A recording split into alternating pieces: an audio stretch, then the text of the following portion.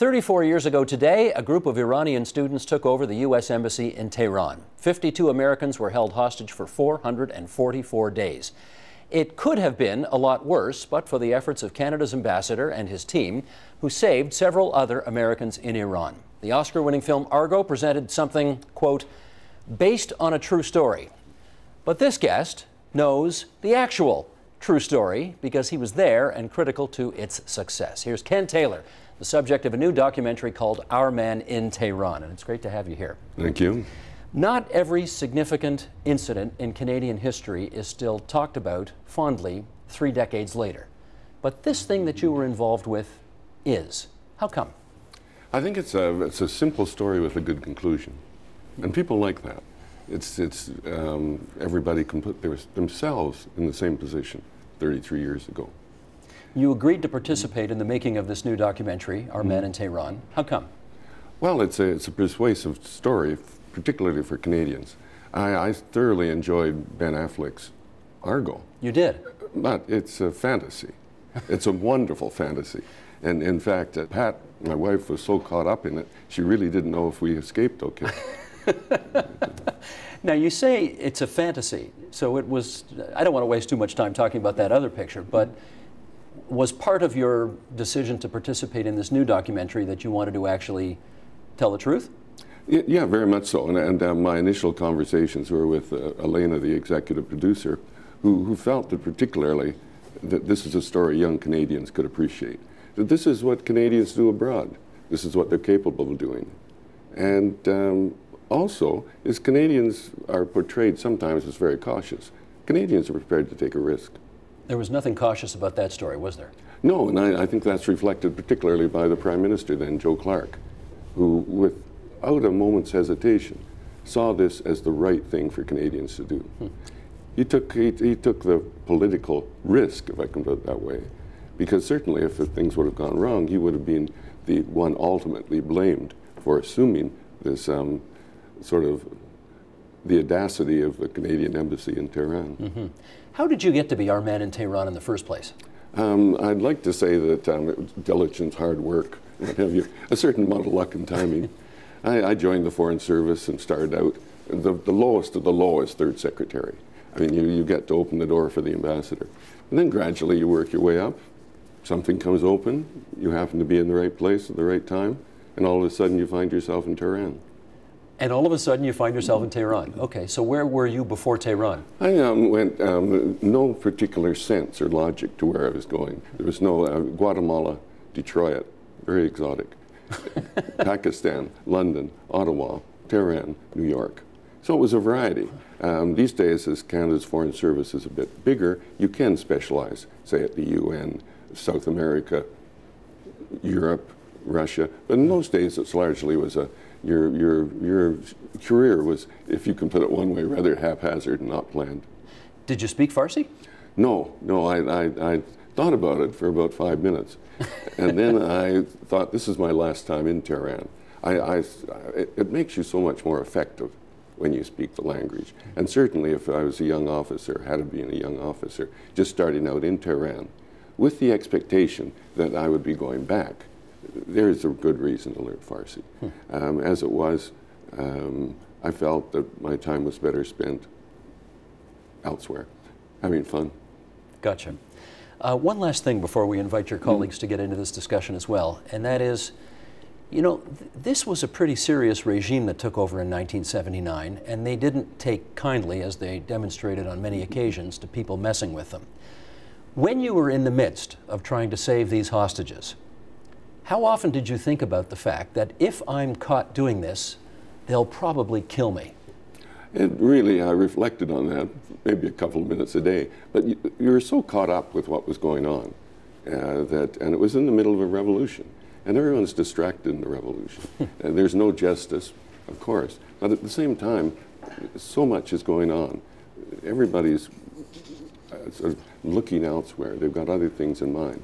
And I thought we could slide through okay. The consequences, I really didn't dwell upon. I can't imagine how you didn't. I mean, that just would have been present every day of your life there, right? As you were looking out the window. It just became a fact of life.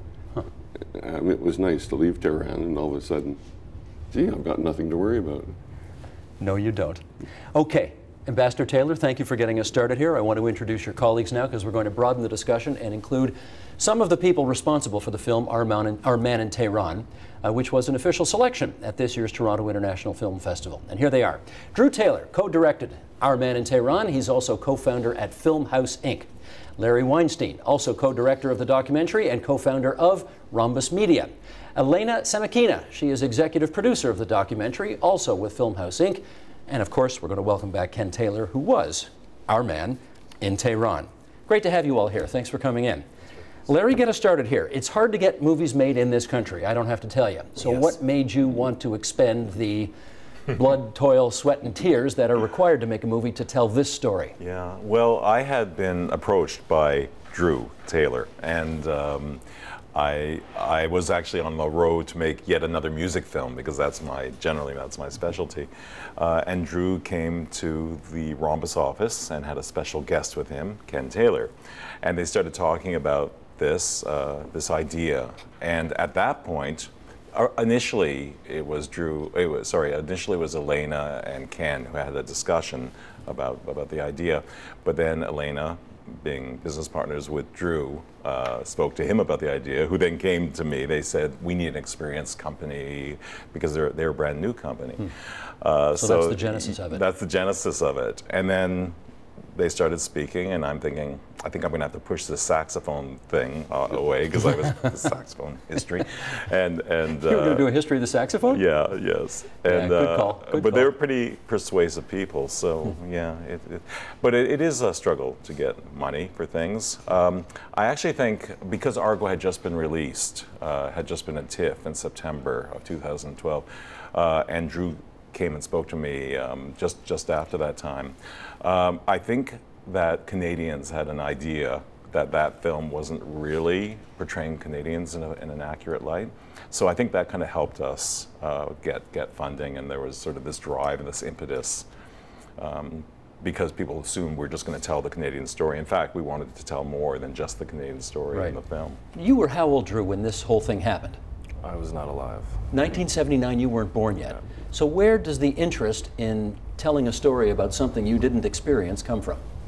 Well, I think it's a tremendous moment in Canadian history, and you look back and a lot of the people you talk to just about what moments in their lives that they remember. You know, they remember the great milestones in hockey, and they remember when Canada came together and Ken, you know, stepped off the plane, and there was all this media rush because Canada had helped 6 Americans escape. And those are the moments that people speak about quite frequently, you know, and if that is something that is going to be important to the next generation, that it should be preserved, it should be, you know, caught in a historical setting. So it was important, you know, to capture this. And then when Argo came out, it kind of increased that importance for us. Just confirming. Yeah. Drew Taylor, Ken Taylor, no relation. Coincidence, no relation. Coincidence, yeah. Okay. I'm going to ask the same question to you, but with a slightly different angle, which is not only were you not alive, you weren't born in Canada. I wasn't. So why the interest for you in a story that you didn't experience firsthand and that didn't have that tug at your heartstrings in a way that it might have for Canadians who were alive and born here?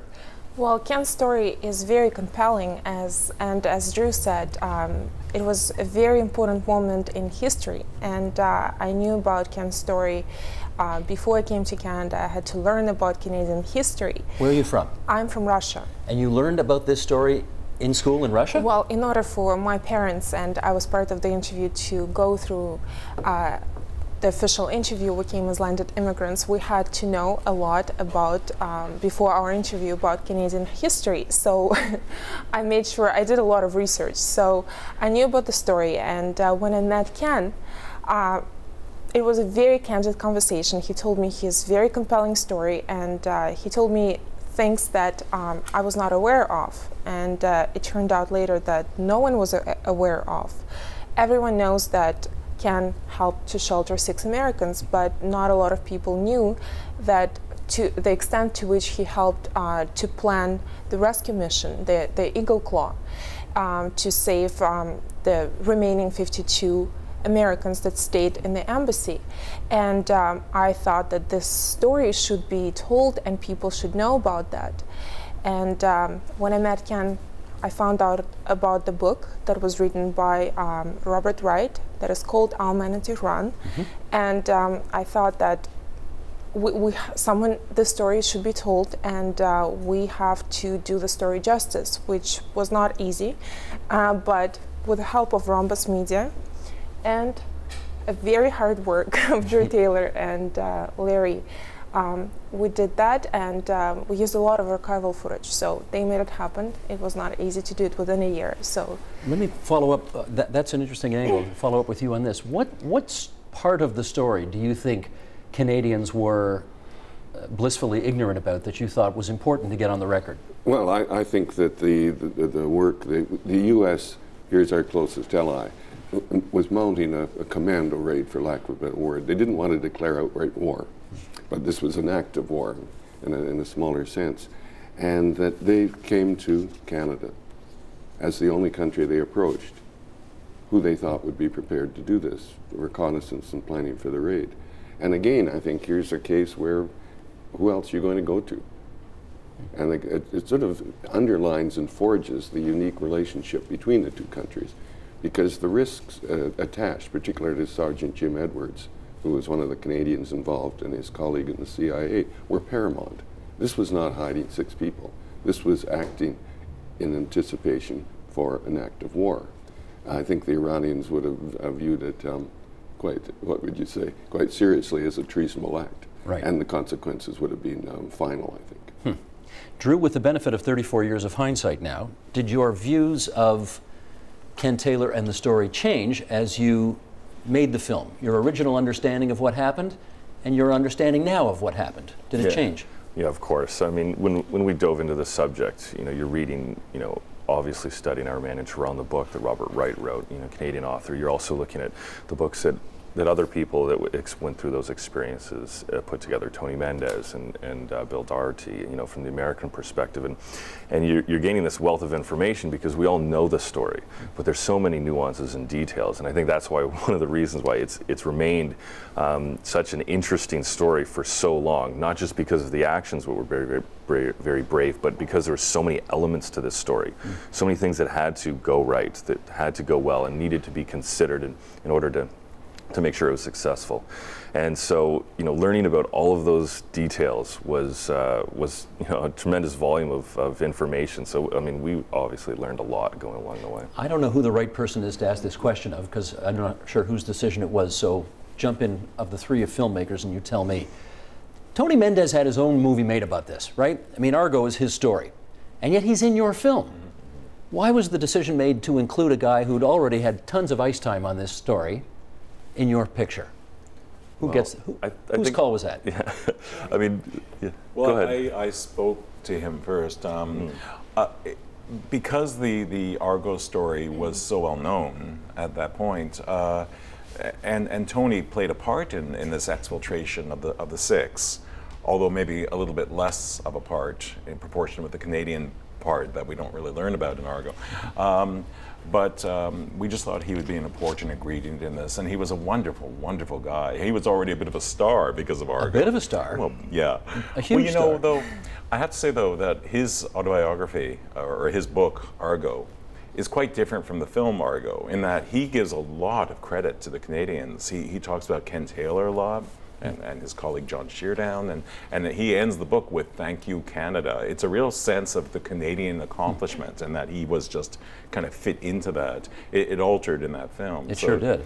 But he was... and he agreed to do it. He agreed to do it, and he was very generous in his interview. And I've been wanting to get him and Ken on stage and talk about sort of the different perspective, because he was only brought in, as Ken will tell you, he was only brought in... Yeah, at the 11th hour. Yeah, like really 2.5 days at the end. You get the impression he was involved for months and months. Yeah. There. He did prepare ideas. They did have to figure out that whole Argo plot and things. But the thing that I think we're all really fascinated by is something that Ken offered us in the midst of interviewing him. we know of that the Canadian idea was to have these people be agronomists or teachers or petroleum engineers, but what we didn't know is that there was already a Canadian idea that they could be filmmakers, but kind of documentary filmmakers making a film about the revolution, and then that blew up into this big science fiction thing, which I think Ken will tell you he didn't think was necessarily the idea. I mean, I don't want to put words in your mouth. Did you think that was nuts? Well, I thought it was rather complicated. It was the CIA doesn't do things in small, minute ways. If the CIA takes a broad sweep, and they like something that has a sort of a colossal clout to it, that it's so big it's got to be successful. Right. And whereas I think that Canada's more modest dimensions, let's keep it simple, it can be still effective. But this was something largely, too, that was worked out between Ottawa, Tehran, and Washington. It was a three-part aspect, and particularly credit to my colleagues in Ottawa, who did all the details, the fabrication of the identity. It was all done in Ottawa, not the CIA in Washington. Let me pick up on the Ottawa angle, because I think I was alive, and I do remember all of this happening, but I certainly don't recall from the time how dicey this was on the floor of the House of Commons during question period. And your movie suggests that Pierre Trudeau was one nasty SOB at the time and almost gave up the ghost through his questioning in question period to Prime Minister Joe Clark and External Affairs Minister Flora MacDonald. Have you ever had a chance to talk to Pierre Trudeau after the fact about how he almost screwed this up? I used to see him in New York when I was Consul General, but no, that really never came up. I was so totally perplexed that I didn't even know how to face the question. In Tehran, I knew about it, but again, Ottawa were very cagey. What I didn't need to know, they didn't tell me. So the suspense or the possibility that this could unravel through an exchange in the House of Commons was slow to it was slow to penetrate, and I didn't realize the significance of it at the moment. But what our man in Tehran does is very graphically, in very forceful fashion, illustrate that this was a odd political stance. Well, Drew, you didn't in the movie have Joe Clark or Flora MacDonald actually say, my goodness, that so-and-so almost gave up the ghost on us there. But maybe off camera, did they tell you anything like that? How mad they were at him? No, I don't think. I mean, there's also some time that's passed. I wouldn't describe it as anger, but like Ken said, it's really the same response. They just don't understand why, and I think you could surmise that it was for political gain or points or to put pressure on the opposition. I mean, he was in a position where he had just lost a race that he did not expect to lose. This is the '79 election. Yeah, and was doing everything to get back into that power, and ended up, forcing Joe Clark out of out of his position later. So it was kind of a tension between the two sides, and I think that anything that came up was used for either party's advantage in that time. But I will say that it was one of the things you asked me earlier about what I've learned from going through this and diving into the story. One of the things was how admirably Joe Clark behaved during this entire duration of the hostage crisis. The six that were exfiltrated back to Canada, keeping it secret, not using it for any political advantage, respecting the integrity of that story in itself, and leaving it outside of the political race that he was going through. And there was a lot of pressure that he was under at that time. And he was 39 years old. Youngest Prime Minister in Canadian history. Yeah. And it was incredible the way he handled himself and stood up for himself in the House of Commons when he was facing some very, a side of Trudeau that, I don't think anybody wants to be on the other side of. But this similar story was happening in the U.S. because Ronald Reagan criticized Jimmy Carter for not being able to rescue the 52 hostages. So it's a very interesting parallel because the same situation was happening, very similar situation was happening in the U.S. How much do we think Pierre Trudeau actually knew of the details of what was brewing? Well, anybody? He did know the details, because what happened was he went up in the House of Commons during the question period, and he started attacking Flora MacDonald and Joe Clark, and he Joe did this very unprecedented thing. He crossed the floor, took Pierre Trudeau aside, and had to brief him about exactly what was happening with these 6 Americans being sheltered by Ken and John Sheardown in Tehran.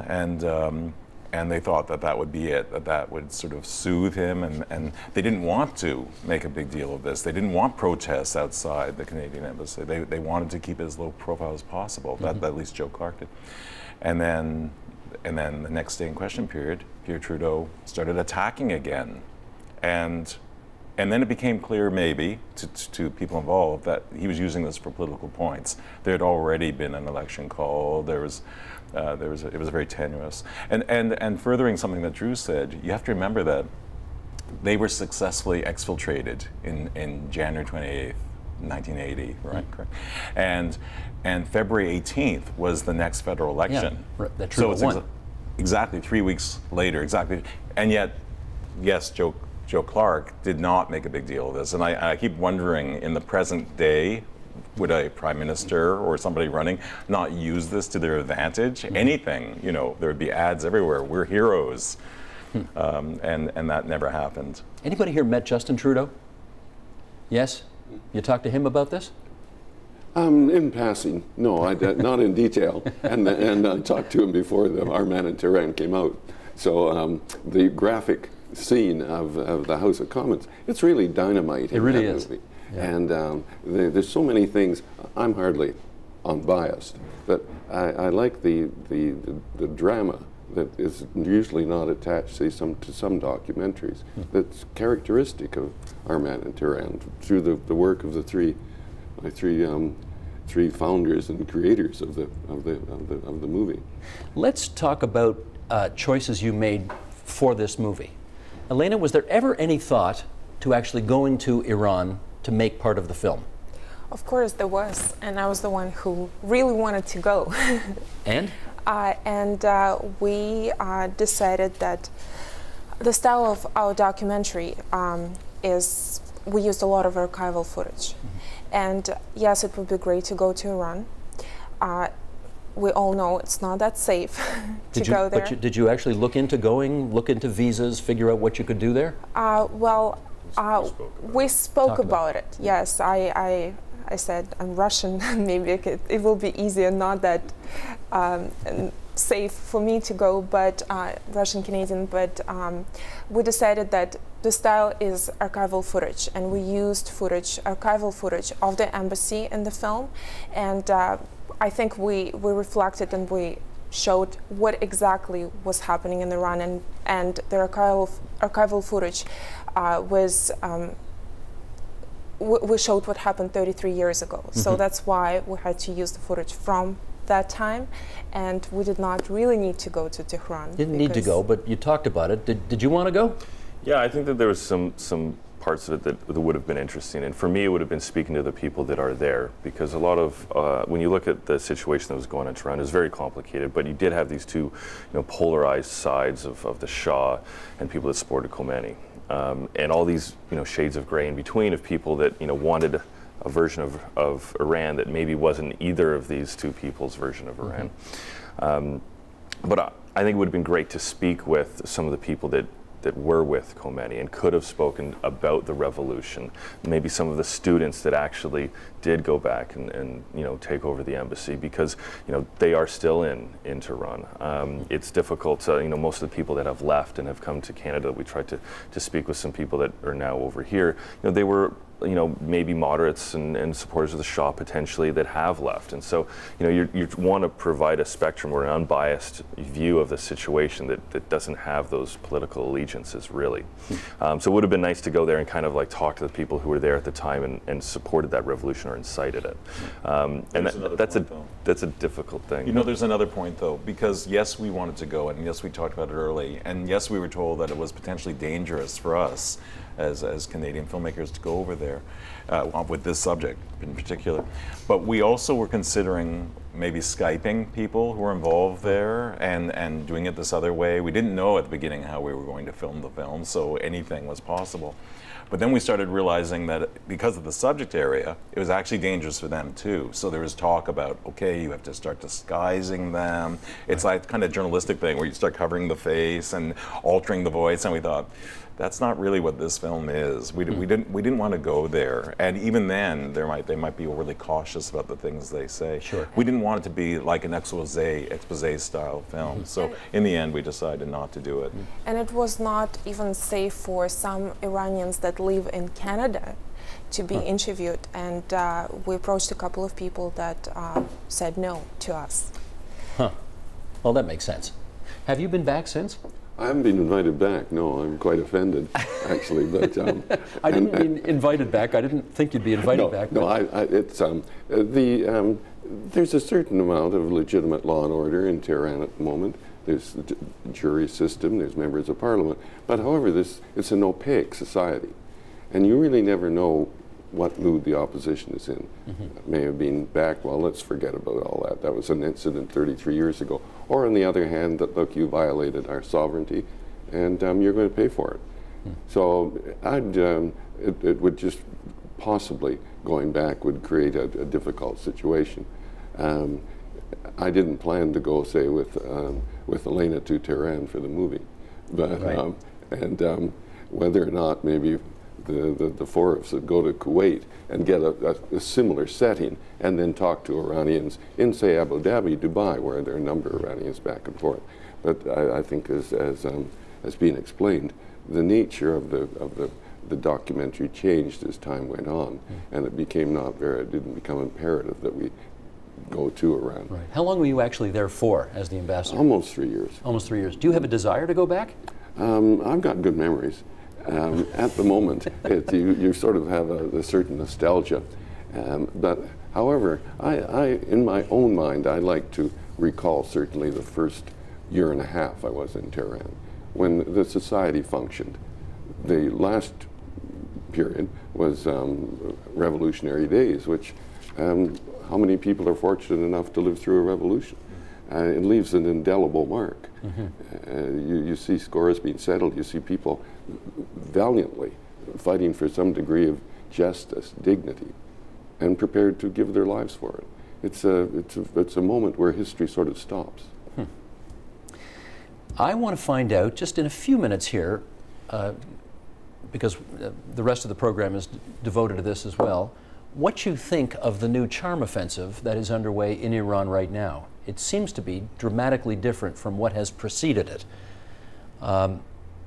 Well, let me just leave it there. Larry, what do you think? Well, it's an amazing thing that in the course of us, with our premieres of this film, it coincided with Rouhani and Obama having their first phone call.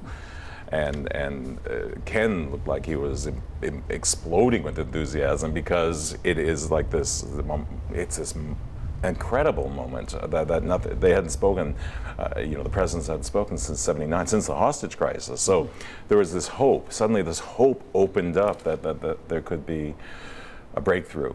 And it continues day by day. And there's a lot of cynicism. There's a lot of people saying that don't believe this is not going to happen. Well, but Benjamin Netanyahu is at the top of that list. Exactly. But there is advances being made, and we'll see through the next days that I'm sure that it will only get better and better. What do you think? Well, this is the first moment where they've had any opportunity to open that line of communication. And it's very important that you, in a situation like that, don't, approach that with this level of cynicism or skepticism about what it potentially could become, because you might squash any chance of improving the dialogue between the two areas of the world. Well, let me ask the diplomat, should these kinds of overtures be reacted to with cynicism? I'd say react with some healthy skepticism. Okay. I think you can't enter a negotiation profoundly cynical. I mean, you might as well conclude the meeting before it even starts. I think there has to be an element of realism, but there has to be also a good element of optimism. Otherwise, you're defeated before you negotiate. And that's why I think that we take into account, certainly Saudi Arabia, Israel, their thoughts. But at the same time, this, as Larry expressed, true. This can mean progress. This looks as if it could be soluble. Could be. Is this movie ever going to play in Iran? Hopefully. Are there efforts undertaken to see that that happens? I mean, of all the places this movie should play, it should be in Canada and Iran. Do you think there's any hope of that happening? Well, we have a huge interest from Iranian community here in Canada, and right now we're entering the window. We're entering film festivals, but we definitely are going to. We're open to any requests from Iran, and maybe we can go. Ken, what do you think about it? Yeah, like, are you ready to go to Iran? I'm waiting for the invitation. You're waiting for the invitation. Yeah. No, pack your bags. You know, we were really a little apprehensive about what the Iranian reaction would be to the film, and the Iranian community here actually is represented. There is a bit of a spectrum of people and ideologies, and we've only had very, very positive response. And in fact, last week Drew and I were at a screening, and there were a lot of Iranian people in the audience, and this lady started to reprimand us, and we thought, uh-oh, here it comes. For what? Well, we thought it was like a misrepresentation, but it was the opposite. She said, this film is so great for Iranians to see. How can you not be reaching out to every Iranian in Canada and the world to see this film? And we thought, okay. You'll take that. Yeah, it's a nice reprimand. Do you know whether or not there's an awareness in Iran of this film? Well, at the premiere, Joe Clark was at the premiere with Ken and Pat, Ken's wife, and various other people on the panel. And Joe said this wonderful thing. He said, I've seen Argo, and I've seen Our Man in Tehran, and the truth is a better story. And that made headlines. I must have seen that in 30 or 40 newspapers around the world in the next 2 or 3 days. But the first one I saw it in was in the Arab Times, published out of Kuwait. And so, I don't know. One can hope. Well, Jimmy Carter also said that Argo was, good fiction, but didn't quite tell the story. Do you know if he's seen this movie, President Carter? We were down in New York. I guess it would have been a week and a half ago, and we were at the, Elaine and I were at the, and Ken was at the Habitat for Humanity Gala and fundraiser, and so we met Jimmy Carter very briefly, and Ken obviously knows him well from the past, so we gave him a copy of the film, and right now we're anxiously sitting back waiting to hear if he will have a response, but he did, he did comment on, the efforts that Ken has made, and obviously he's quoted in our film, and he's been, makes a huge presence in our film, and such a main character, even though there wasn't a direct interview. In a way that kind of worked out well, because Jimmy Carter is such a huge personality and person, that when you have a president in a film, you don't want to take away from the story and to take any of the attention away from the people that were on the ground there, and some of the people that they were talking to that did experience what was actually happening. And that's why we included journalists like Joe Schlesinger and Carol Jerome who appear in the documentary. They're terrific in it too. They're fantastic. They're really good. Yeah, they really, I got to tell you, Joe Schlesinger doing stand-ups in the middle of Tehran with all those people closing in on him. I mean, that was some pretty heavy stuff. I would, just in our last few minutes here, I want to ask you about just one last set of choices that you either made or didn't make in the making of this picture.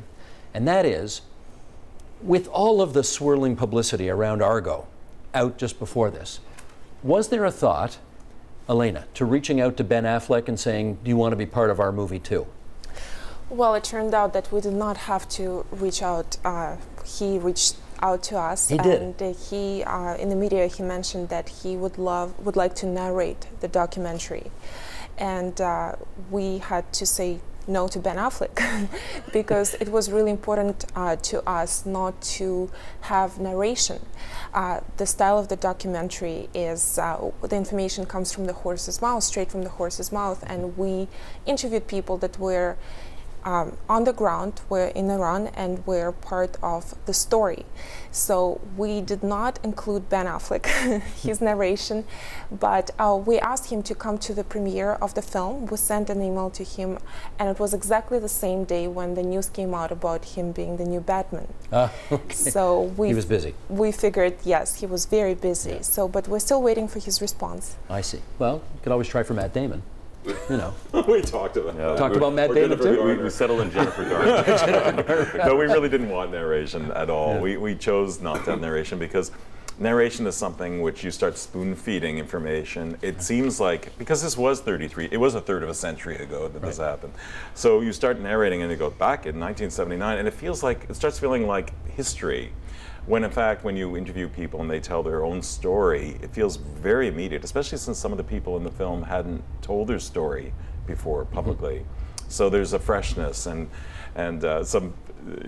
we've heard some very nice comments. One of which that just stuck with me, I was thinking, was people said that when they saw Argo, they knew it was a Hollywood movie. They knew it was going to have a happy ending, as Hollywood movies do. But when they're watching Our Man in Tehran, there were all these new facts thrown out that they never knew about, and they were actually sitting on their edge of the seat, going, "What's going to happen? We don't know this story. This is a different story," and that's kind of nice. Well, good for you guys for making it. And thanks for coming in today to share your stories about Our Man in Tehran, who's right over here. Ken Taylor, thanks for coming in to TVO tonight. Drew Taylor, the writer-director. Larry Weinstein, the writer-director. Elena Semikina, the executive producer. Our Man in Tehran. Thanks, everybody. Support Ontario's public television. Donate at tvo.org.